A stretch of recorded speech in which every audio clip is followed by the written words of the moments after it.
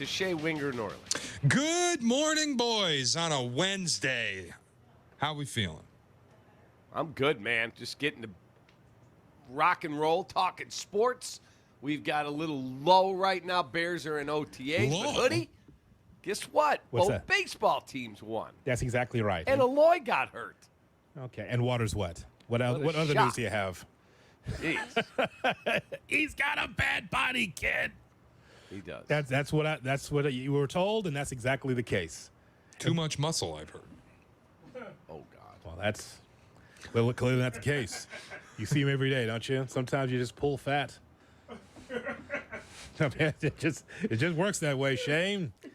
Bottom line, boy, it's a tragedy at this point. It's a sports tragedy, Cap. That's what it is. It is. I mean, it's very sad. I mean, I saw the soundbite. I'm a Lennon DJ guy, but I did see online the soundbite from John Schriffen, who said, "Oh no, because even he knows. He just got here. He knows the background of Eloy, that he gets injured at least 2 or 3 times a year. Not good. Huh. Here's Shea Norling. Shea. All right, ESPN released projections for the rookie QBs, and this is what they had for Caleb Williams in his rookie season. 15 games played, 3,532 yards, and 23 touchdowns.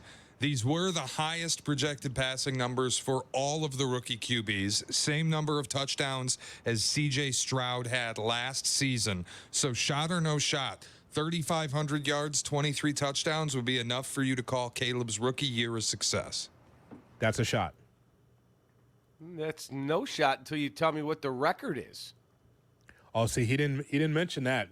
He just laid out the numbers individually for Caleb Williams. You see. Well, if you tell me that, he plays horrible for 3 quarters and the Bears are getting crushed, and then he puts up, Matt Stafford in Detroit type numbers, no. I need to know that the team is competitive and that he's part of the reason that they're competitive. And I believe he will be.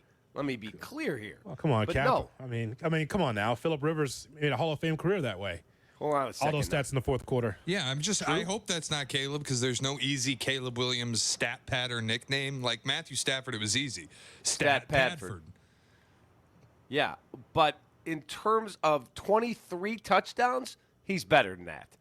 Come on, Mitch's first year as a starter, I don't mean the year with Foxy, the first year with Nagy, Yeah. I think he threw 28 touchdowns. Come on now, what are we doing here? Got that receiving crew with this kid, with that running back room?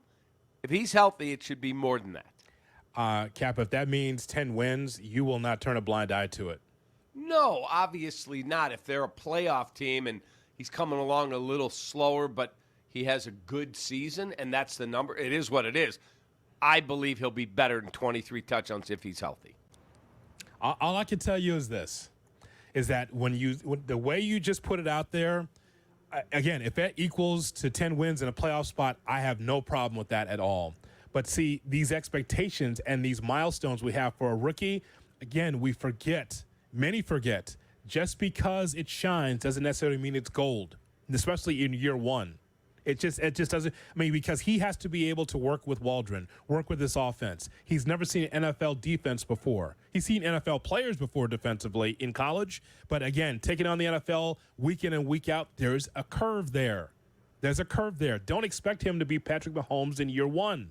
And I think those numbers are fine. If that's what it is and the Bears are successful, I'm fine with it. But you know why? Because there's more room for growth.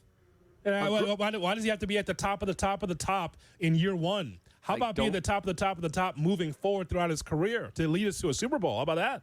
But I think you can be higher than 23 touchdowns. I'm not telling you got to throw for 47 touchdowns and 6,000 yards, but I do think those numbers, those are on the low end for me, man. They are.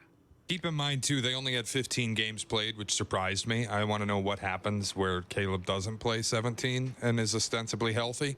But we'll see. To be fair, Cap, as much as you say that this would not be a success, it would probably win him Rookie of the Year, and it would be difficult for me to say that wasn't a successful season. Winning Rookie of the Year is not the be-all, end-all for me. I got to see my team, our team. I have to look and go, man, we look different. Yeah. We're threatening every single time we have the football. Those numbers tell you that. They do. Yeah, 23 touchdowns for me is a little light. I'm just being honest. We just got off of Justin Fields and before that Trubisky, and now you want the moon and the stars in year one? No, it doesn't work that way for the most part in the NFL. It does not. I didn't ask for the moon and the stars, but I'm asking 23 touchdowns for me, a little pedestrian. It's the same number Stroud had. It's unbelievable. Go ahead, Shay. This whole town was priming their pump over a guy who had 16 touchdowns and 11 picks. Now we're at 23. Not rich enough for my blood. Listen, let me just tell you now. I'll tell you this. On May 22nd, these expectations, these pie in the sky expectations, if they fall short of people's expectations, this guy's going to get killed in year one by the fan base. And it's not, and it ain't fair. It just isn't. I didn't say he has to throw 50. I'm just being honest with you. You want me to be honest? I'm honest every morning. Speaking of not fair, when the Cubs hired Craig Counsell, a major improvement, I think, was fair to expect as they moved on from David Ross for a guy that many people, including, I think, somebody on this show, called the best manager in baseball. Yesterday, Counsell moved Hendricks to the bullpen. This, to me, feels like the period of the season where you were going through a little bit of a struggle, and it's time for Counsell to show us that he's that guy, that he's going to press the right buttons, and that he's going to get this team back on track. Shot or no shot, it is playoffs or bust for the Chicago Cubs. That's a shot. Yeah. It's a good enough team in that division especially. Yeah, they've had 15 guys on the injured list, and they're a game and a half out. 15. And they're a game and a half out. It is the 22nd of May. Yes, 1,000% that's a playoff team.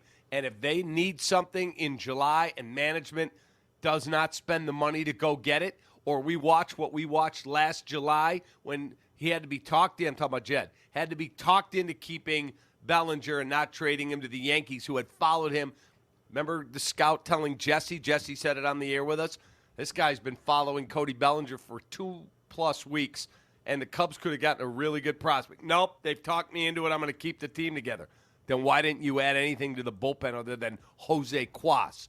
No, I don't want to hear we don't have the money. I don't want to hear about the streaming isn't bringing in this. No, it's a playoff team. That is a shot. And I'm going to apply the pressure on the Cubs, Shay, a little bit more than the average Cub fan will. The reason why is because of the move of Craig Counsell.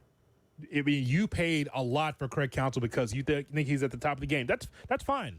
As I laid out to you last hour, I think it is interesting that you get Counsell because you say, well, he's from Milwaukee, small market, so now imagine him with money. Okay, so the Cubs are part of the evil empire. As much as they don't want to admit it, you are what you hated for a long time.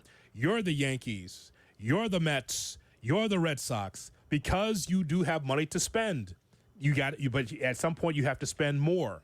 And still develop a farm system. I think Kap and I agree of the Dodgers' philosophy of, yeah, I got a lot of money, but also we're developing talent in the minor leagues.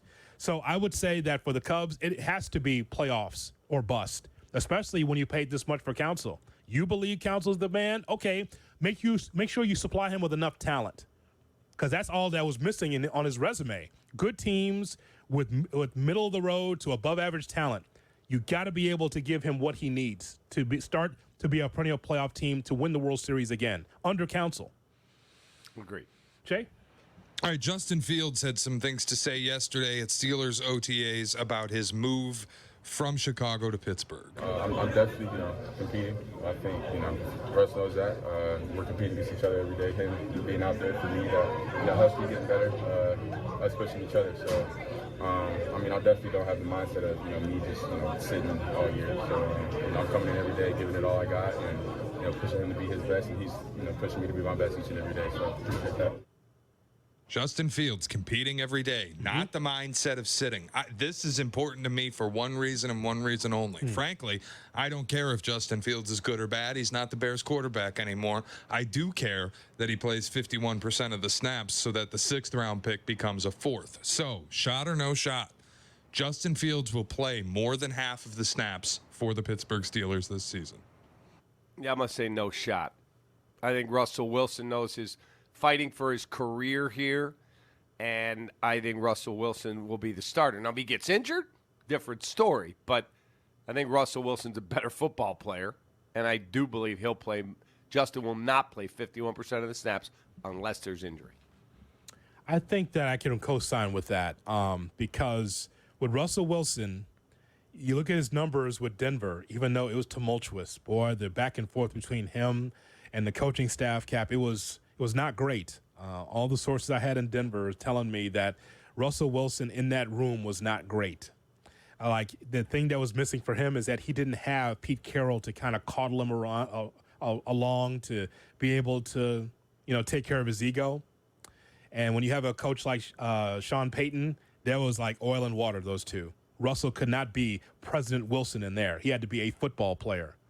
He wasn't this PR guy that was just trying to curry favor with everybody. He actually had to be able to have a relationship with his teammates, not have his own office, actually be in the locker room and communicate. So that was different for him. I think from a production standpoint, though, I thought he was pretty good, and I think he could be pretty good with the Steelers team. I do like that Justin Fields, though, saying on the record, I don't plan on sitting this year. I'm going to go out there and compete, and I'm going to play. But I think it'll be shy of the 51%, though. So that's no shot. Hey, by the way, I just looked up the touchdown passing leaders. Hey, Settler in there with the White Sox hat on, Shane Norling. If he throws 23 touchdown passes last year, that would have tied him for 13th in the NFL. Caleb's better than that. 23 touchdown passes.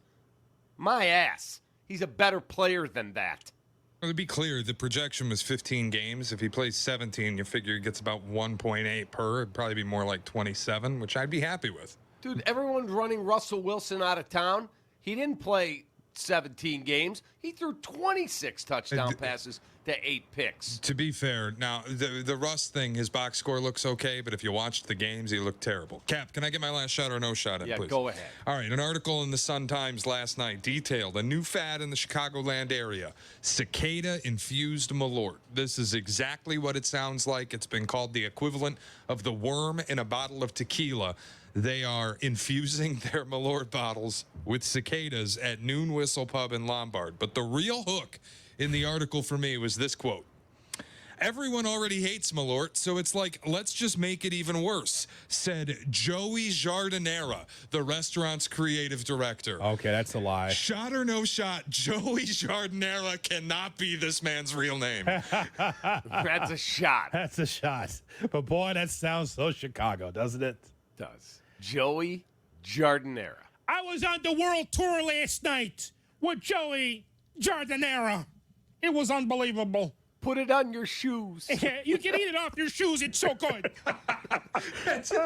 Mikey Thin Crust was unavailable for comment. We had to reach out to Joey Jardinera. That is unbelievable. First of all, the drink sounds, the Malort's horrible. Yes. The cicada part of it, ridiculous. Silly. And Joey Jardinera does not exist. Yeah. So the whole story is just a wash, Cap. Yeah. Where was Scotty Vienna Beats? Why couldn't we reach him? That's it. Billy Deep Dish. Sounds like a mob name. Sounds like a mob name from a B movie. Yes. That's unbelievable. That sounds like someone that Mike North would hang around. Yeah. There's no question about it. It's Joey G. Yeah, it's unbelievable. Our guy Fritzy. Fritzy Constantalis. I'm out on the world tour. Jardinera's there. You know what I mean? Constantalis is there. Vienna Beef's there. We're having a good time. I just ran into Fritzy Oh, God. over at Sestaria in Lincolnwood. He's at the bar. Of course. Hey, Cap. Hey, Fritzy. How are you? And Knuckles was there, too. What a great guy. There I was over at True Value Hardware, having a good time. You know what I mean? Cap, I told you that story, man. Remember that story I told you? Yep. At Rosemont? Yep. Peacock and I are over there at a restaurant in Rosemont, and Knuckles is there, Mike North's friend. He goes, hey, Hoodie. I go, hey, Knuckles. He goes, what are you doing over here? As if I don't belong in Rosemont at a restaurant, right? What are you guys doing over here? I go, don't you know? I just moved like in the same block where you live. And his face just turned like a ghost. I go, I'm just effing with you. Brother. I'm still on the south side. See you later.